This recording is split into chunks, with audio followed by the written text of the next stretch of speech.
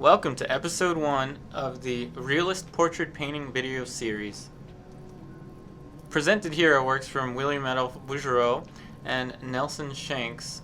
These are realist portrait painters that I look at in particular. And here's one of my own paintings.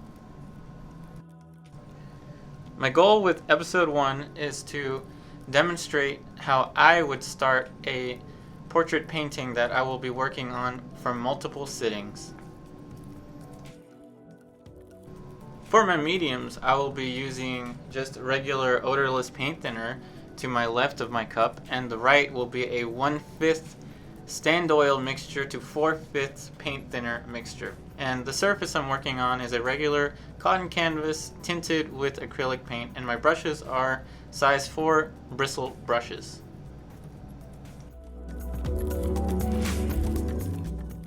The goals of the first pass are to obtain an accurate placement of your features, resolve your light and shadow shapes, thinly paint your indications of form, which I'll explain later, and establish your large value relationships.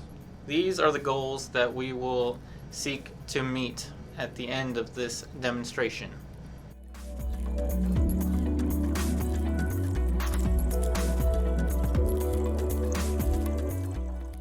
The secret to realist painting is drawing, and that is because we can only paint as well as we can draw. So that is why I start out with a thinned out burnt umber that I use to draw in my simple shapes in such a way that I'm simplifying what I'm seeing into just a few lines.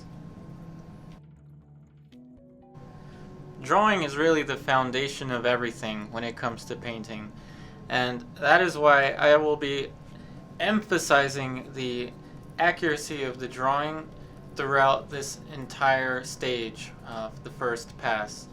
And I will be constantly finding my drawing and then losing it as I fill in with shape and color, but then finding it again. And this is the process of painting. Painting is the art of seeing, but seeing is the art of understanding what it is you're looking at. So in order to paint what we want to see, we need to understand what we're looking for.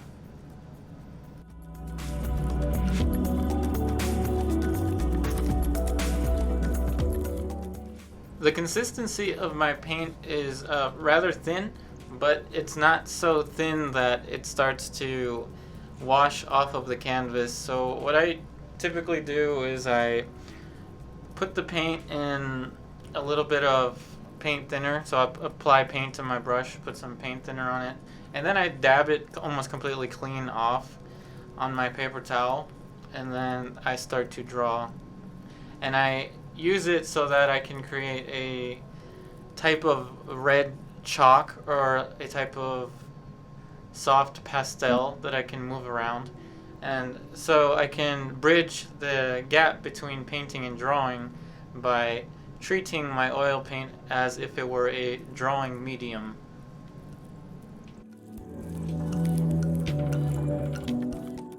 So in the beginning we want to establish our outside shape, but then as I've drawn in the axes of the face, so we have the axis for the eyes that I drew in, and then we have the center line of the eyes, and what I'm now painting in are the indications of the features. But now everything that I'm doing is an observation that I made strictly by seeing. I'm not measuring any distances at this point. What I'm doing is I'm making a mark, and then I'm stepping back, and I'm glancing my eyes back and forth between my canvas and my reference, and I'm trying to use just my eye to gauge the drawing, to gauge the placement of these features.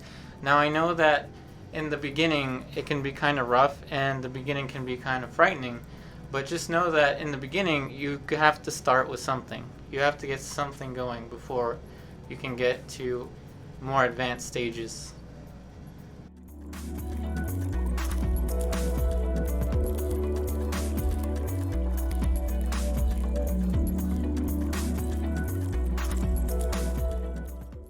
So at this stage of a painting that I will be working on in multiple sittings, I will spend much more time trying to get the proportions as exactly placed as I can, and I'm trying to be as exacting as I can with my shapes. But I'm trying to do it in a way that is simple yet readable when I back away 10 feet. And I'm taking more time with this stage than I would in an alla prima, because in an alla prima I build large value and color masses before I start to hone in the drawing. But for a longer pose, I find it much easier to figure out your large proportions and your large shapes from the get-go. Now, if you were to do that with an alla prima, you would spend a long time doing this with your alla prima, and you wouldn't have enough time to render out the color. So that is the major difference between this step and where I would be if this was an alla prima.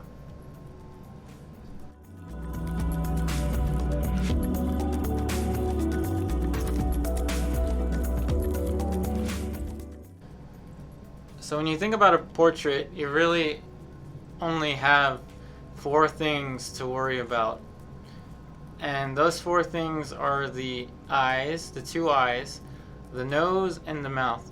If you can get those features placed well relative to each other, then the other stuff like the distance to the chin or the outside of the face can be figured out relative to those proportions. But getting those proportions is the hard part. And what I oftentimes will do is spend a long time with the eyes, figuring out where the eyes are going to go relative to the outside shape. And then, like I'm doing now with a clean brush with just some paint thinner, I'll be moving the nose either up or down relative to the eyes.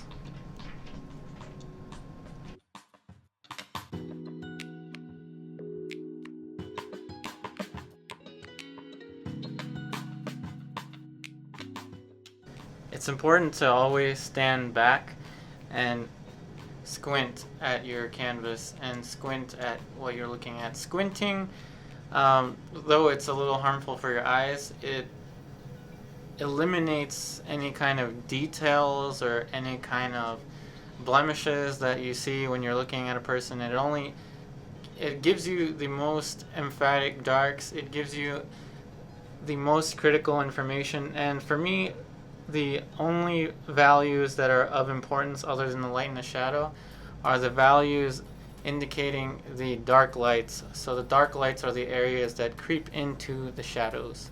And I'm just putting those in as indications for future reference. Going in with a combination of burnt umber ivory black, alizarin crimson, sap green, and some yellow ochre, I'm mixing up the dark value that I will be using for the hair mask. Now, I'm not trying to go for the kill at the moment. I'm not trying to go for the final value. I'm just trying to get a dark that I can work with that is not completely dark. It's important to note that we are creating a drawing. Keep that mentality in your head with the first pass. This is a drawing, What matters are the values, and though I'm using an indication of color in this mixture of yellow ochre into the shadow of the face, I'm primarily focused on the value relationship. The value of the cast shadow of the face into the neck is dark, but it's not as dark as the dark mass of the hair. That is the most important relationship that I have going on in my mind.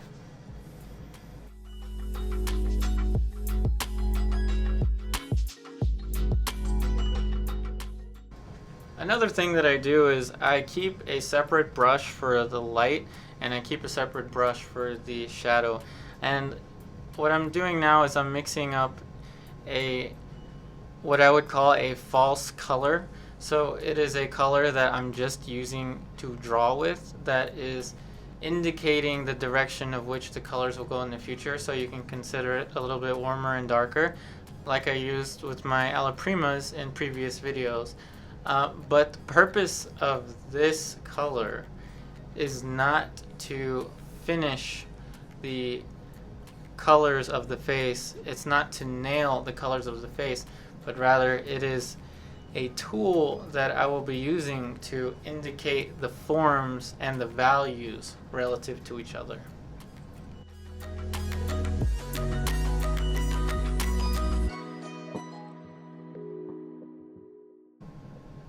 Also know that I'm painting relatively thin at this point, but the consistency of the paint is not thin in a sense that I put a lot of paint thinner on it. It's thin in that I'm actually using very little paint. So I'm in a way kind of whispering the color onto the surface, but I'm doing so in a way that I'm indicating where I think that the forms are going, where I think that the planes are, and I'm using it to map out the structures that I will be rendering in the future. And I'm not trying to render anything at this point. I'm just trying to use the paint as if it were white chalk on a toned paper.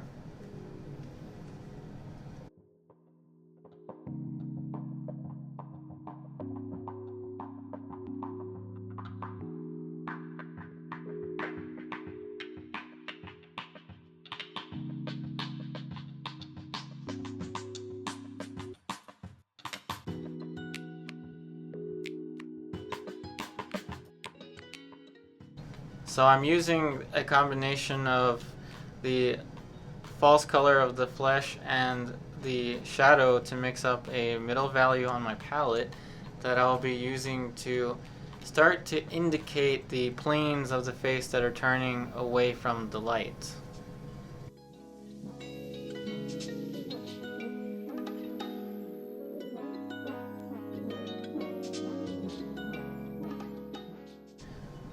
Again, I'm just indicating where the form changes are going to take place. A major difference, as you can already see here if you watched my previous videos, is that my previous videos were alla prima portrait paintings, but this one is not. This one is a painting that I will be continuing in future videos and developing and rendering. So with that consideration in mind, I'm only trying to draw at this point. I'm only trying to figure out where things are going, and that figuring out process is pretty much what drawing is all about. Drawing is about problem solving.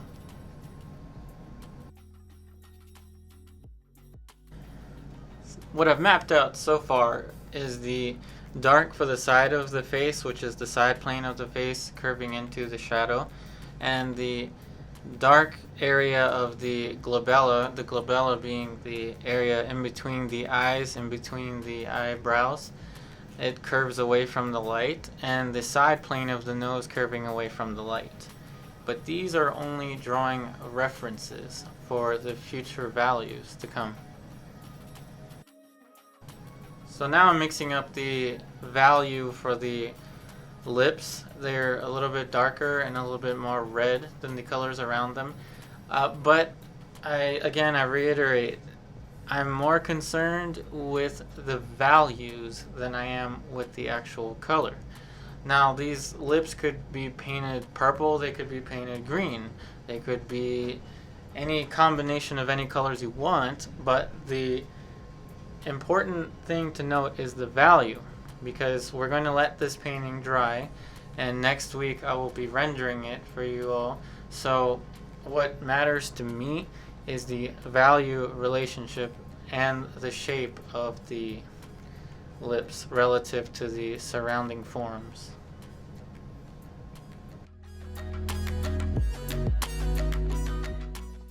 So I'll be mixing up a value scale composed of generic flesh tones on my palette, like I've done in many of my previous videos, but I'm only doing this as a value color relationship.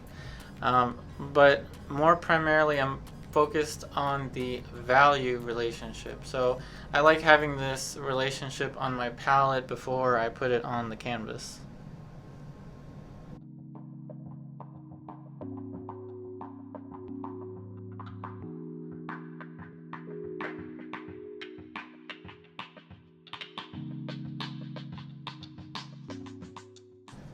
Again, I'm applying my paint rather thin. That is, I'm not using so much paint, and I'm not using so much paint thinner as well. So I'm starting to map out where the light planes are going. The light plane of the cheek facing the light, and then the light plane of the nose. But just as I mentioned earlier, I'm only trying to indicate where they are so that I can render them more completely in the next video. What we want to do with the first pass of any portrait that we will be working on in multiple sittings is have something that we can work on top of and have something that indicates the direction in which we want to go with our further passes.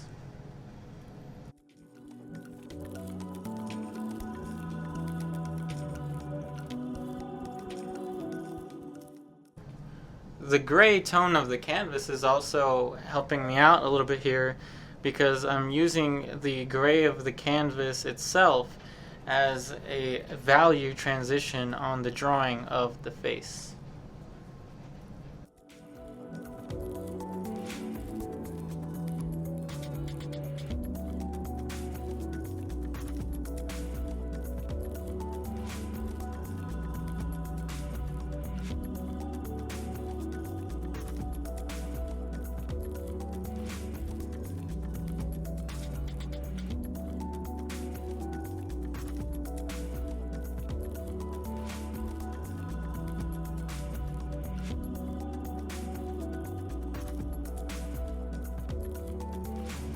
I'll be mixing up a lighter kind of grayed color, but I don't want it to be too cold and I don't want it to be too light.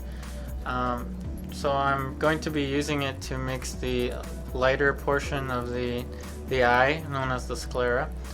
And I'm careful not to make it too white at this point, and I'm using a little bit of the paint that was already underneath of it to scumble the color onto it. Again, I'm painting very, very thin because I'm treating this first pass as a drawing.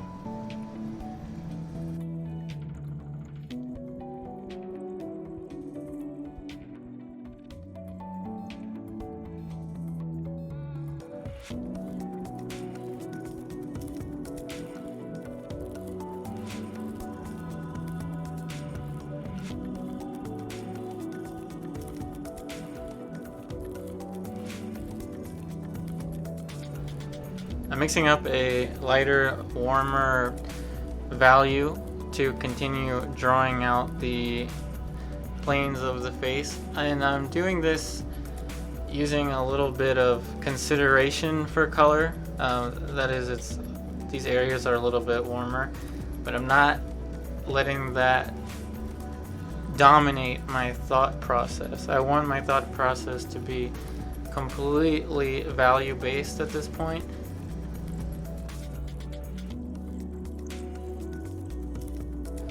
You may be wondering why I'm not just painting this in monochrome, and I'm putting some indications of color in this pass as a way to build up my colors and my textures with layers to come.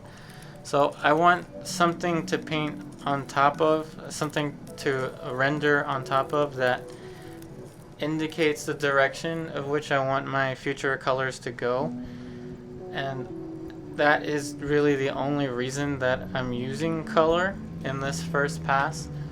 It is a little bit safer to just paint it in monochrome, that is in black and white, or in burnt umber and white, that is acceptable too.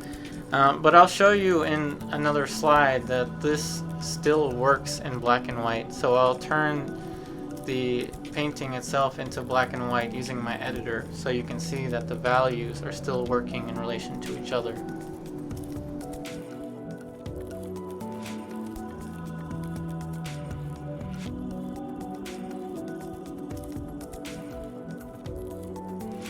I'm making my painting appear to you all in black and white using my video editor on purpose here, so that you can see that I'm drawing out the planes of the face, and you can think of this as a monochrome painting completely at this point.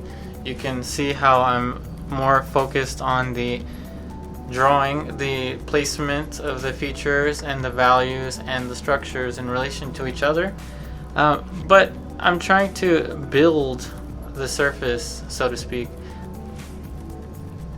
What I mean by build is that I'm trying to establish where the large planes go. As you can see, the side plane of the face, the side plane of the nose, the side plane under the mouth, the area of the tear ducts.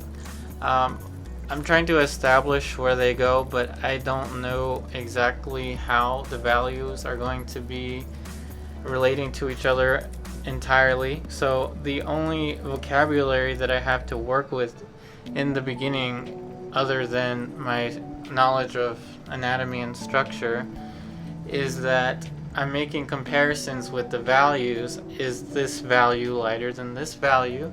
Is this value darker than this value? And I'm also thinking spatially as well, like the area of the cheek that I'm painting right now is facing the light more than the areas around it, so I'm painting it lighter than the areas around it. I don't know how much lighter yet, but I'm starting off by just making it lighter than the areas around it.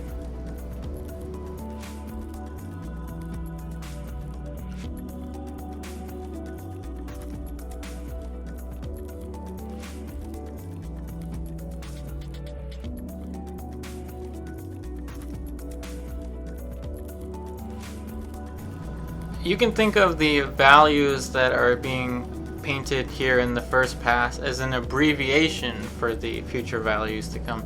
I'm painting them a lot more simply, and I'm using a lot less value transitions in this first pass because it's more of an abbreviation for the next pass to come, which will be the rendering pass.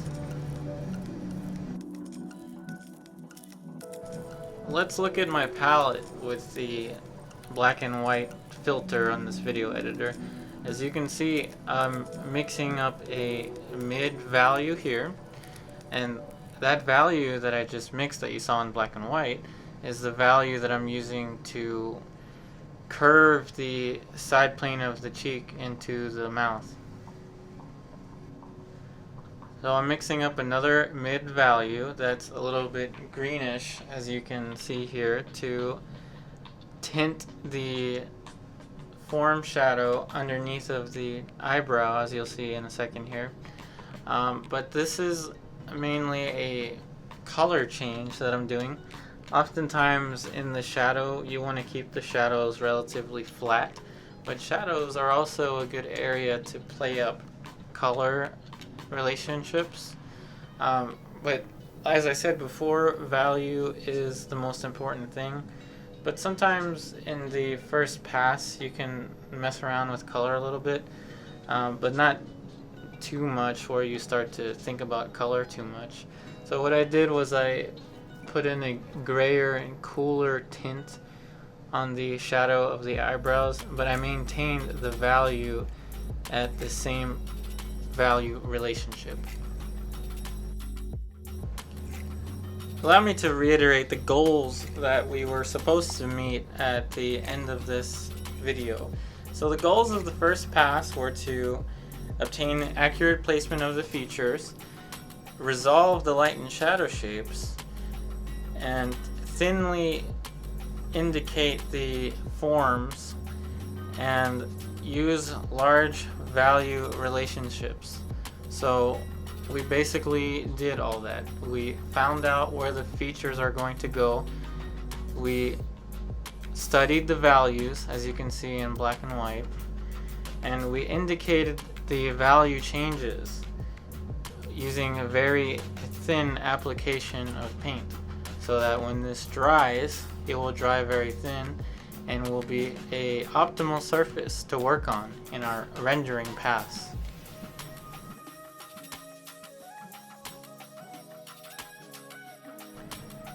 As we start to wrap up this first pass, I really want it to stick in your mind that this was a drawing. This was a first pass at a painting that will be developed, but as I mentioned earlier, the key or the secret to any realist painting is drawing, and that's what we did here. We prioritized drawing and we prioritized value. That's why this image can work in black and white. Here it is in color, and that was it for this week's portrait painting demonstration. Thanks for watching, and I hope this video was helpful. And keep an eye out for next week's video, where we will be taking this painting and taking it into its rendering stage.